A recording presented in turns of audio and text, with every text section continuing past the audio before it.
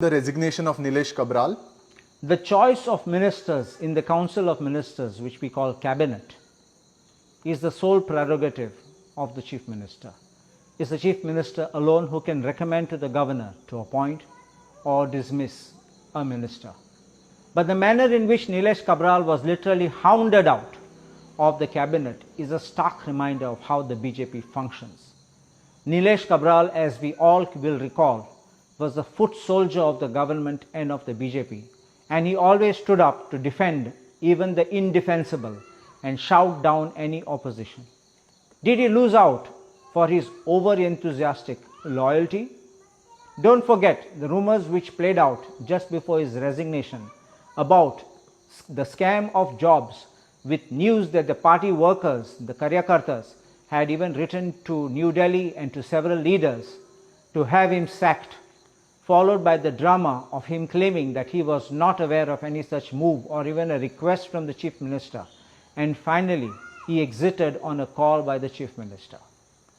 What would you say about the feeling of his voters and their threat to boycott Lok Sabha elections? Naturally, there will be mixed feelings in his constituency. Those in his favor will always shout injustice, and those against will welcome his departure. But what do you achieve by boycotting elections? Nothing. If these voters are genuinely hurt and upset, instead of boycotting the elections, they should come out in large numbers and vote against the BJP for a positive action, will register their dissent and disapproval instead of silently sitting at home like crybabies and getting nothing in return.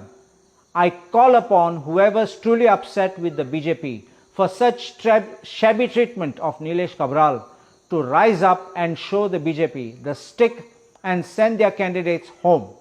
If this is the price Nilesh Cabral paid for their loyalty, then I am sure the BJP Karyakartas know how their loyalty will be repaid by using them as used toilet paper and then chucking them out.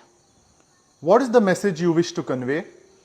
The BJP's famous tagline, which we all knew once upon a time, of being a party with a difference, is no longer available. My advice to the people across Goa: boot them out before you get struck out like Cabral.